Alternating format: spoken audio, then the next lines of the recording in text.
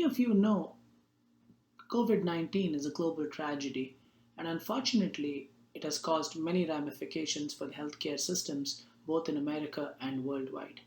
While the issues surrounding COVID 19 are well explored, be it the infectious nature of it, the need for critical care supplies, the high transmissibility rate from individual to individual in communities, and the respiratory droplet precautions and isolation that have been propagated, I think an issue that has not been discussed often is what happens to patients with chronic conditions, especially cardiovascular conditions, in the ongoing pandemic times.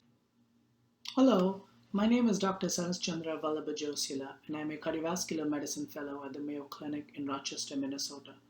I'm here to talk to you about our upcoming perspective piece in the Mayo Clinic Proceedings that's entitled Cardiovascular Care in the COVID 19 Era, a call for action and education. As many of you know, our diseases are not going away anywhere, and all of us continue to grapple with heart disease or heart disease and disease of the blood vessels in these times. What is alarming is that data both from the American population and international population, such as Italy and China, have shown that there has been a dramatic, inexplicable drop in acute cardiac emergencies. People are not seeking care due to concerns for infection or lack of safety within a hospital environment in the COVID 19 times. Therefore, people are sitting on their heart attacks and strokes and other major calamities longer and coming in with late complications, delayed, delayed issues that have not been seen since maybe the 1980s or 1990s. We have made so much incremental progress in acute cardiovascular care that we've made a lot of these issues non-entities in the current era. However, there have been more and more reports of patients having sudden cardiac arrest at home, potentially due to heart attacks, people having uncontrolled hypertension and diabetes and other issues, which are all worrisome. There have been some unconfirmed studies that show that discontinuing standard of care medications such as ACE inhibitors and beta blockers might improve outcomes in patients with COVID 19, but we have to remember that patients with cardiovascular disease need these medications because they are the first line of therapy for many, many chronic conditions. More importantly, patients with cardiovascular disease are placing themselves at a very high risk of infection complications if they are stopping these medications. As data have demonstrated, patients with high blood pressure, high glucose, other issues often have worse manifestations of COVID 19.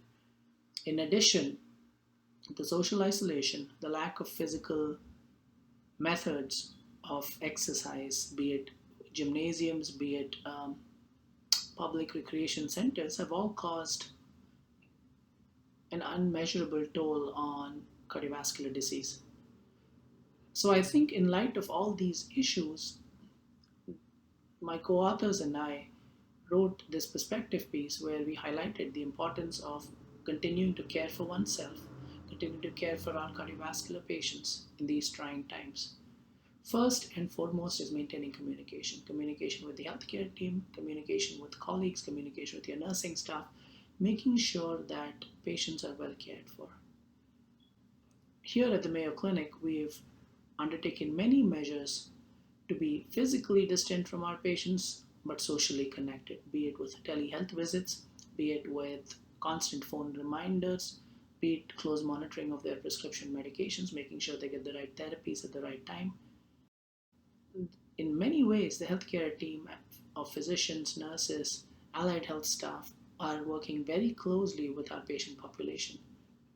Interestingly, things have been very safe than ever before at the clinic.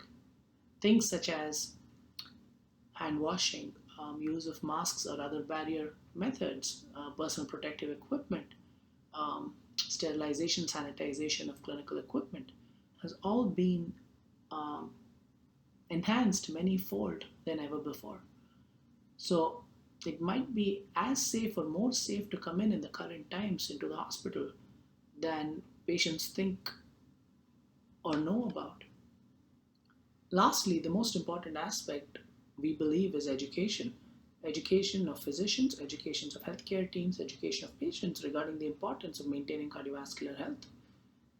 Recently, there was a statement from the European Society of Cardiology that pleaded with members of the general population not to stay at home and seek immediate care should there be a problem that they believe is life threatening from a cardiac standpoint, be it chest discomfort, be it development of symptoms of stroke, be it development of symptoms of funny or dangerous heart rhythms. It is important that we understand that these need emergency care. We have delayed elective and semi elective procedures in the COVID era. However, it's important to know that many of these procedures, even though they're labeled elective, are often life saving and can change patient trajectories. In the figure that we propose in the write up, you will see that oftentimes the trajectory of an important intervention, be it a timely revascularization either with bypass surgery or coronary artery stents, be it be it a CRTD implantation in patients with heart failure, be it valve replacement in patients with severe aortic stenosis, it significantly changes patient trajectories and makes them live longer and healthier. So it's important that we don't cast these procedures away as elective and therefore postpone them, which had happened when COVID was at its peak initially in March of this year. But it's important that we respect the clinical trajectory, understand the trajectory changing behavior that this procedure might offer the patient, and use judicious judgment and be clinically astute when we evaluate these patients. I hope you find our perspective piece both timely and educative. And thank you again for trusting us with your cardiovascular care. Hope you have a good rest of your day. Thank you. We hope you found this presentation from the content of our website valuable. Our journal's mission is to promote the best interests of patients by advancing the knowledge and professionalism of the physician community. If you are interested in more information about us, our homepage is www.mayoclinicproceedings.org. There you'll find access to information for our social media content, such as additional videos on our YouTube channel or journal updates on Facebook.